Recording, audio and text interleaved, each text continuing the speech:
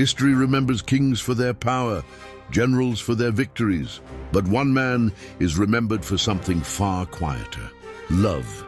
He did not rule an empire. He did not lead an army. Yet his words would shape Christianity for 2,000 years. This is the story of Apostle John, the fisherman who became a theologian, the disciple who stood at the cross, the last living witness of Jesus Christ. Before he was known as the Apostle of Love, John was known for something else entirely. John was the son of Zebedee, a fisherman on the Sea of Galilee. Alongside his brother James, he worked long nights casting nets into dark waters. They were not scholars, they were not priests, they were laborers. When Jesus called them, he gave them a nickname, Boanerges, sons of thunder. John was intense, quick-tempered. At one point, he even asked Jesus for permission to call fire down from heaven on a village that rejected them.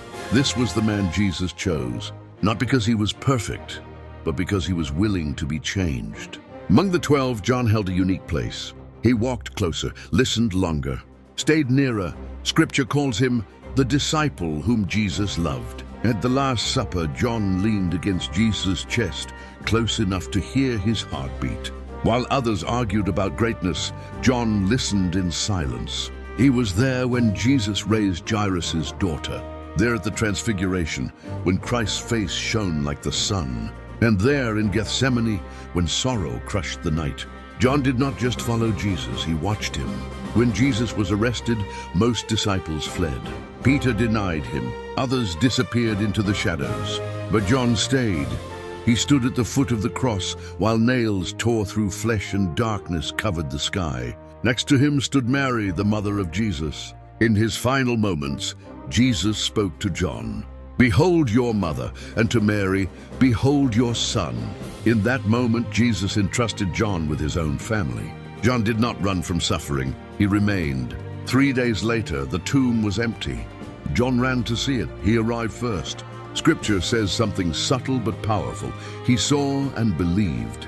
Before he touched the scars, before he saw the risen Christ, John believed. Faith had replaced thunder.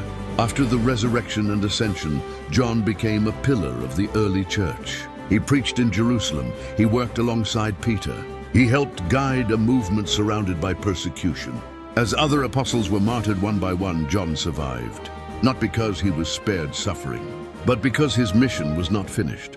Eventually, he settled in Ephesus, becoming a spiritual father to entire churches. Here, John began to write. John's gospel is unlike the others. Matthew, Mark, and Luke tell the story of what Jesus did. John tells the story of who Jesus is. In the beginning was the Word. Not a baby in a manger, not a genealogy, eternity. John wrote about light and darkness, truth and deception, above all love. His letters echo the same message: God is love. This from the former son of thunder, transformation complete. Under Roman rule, John was arrested for his faith. Instead of execution, he was exiled to Patmos, a barren island used to silence enemies of the empire. But heaven was not silent. On Patmos, John received visions unlike anything recorded before. Beasts' thrones, angels' judgment. Hope. He wrote the book of Revelation. Not a message of fear, but a declaration. Christ wins. John lived longer than all the others.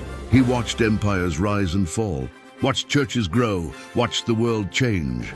From a fisherman to a theologian, from thunder to love, from youth to old age. John's life proves one truth. Walking with Christ does not just change what you believe, it changes who you become.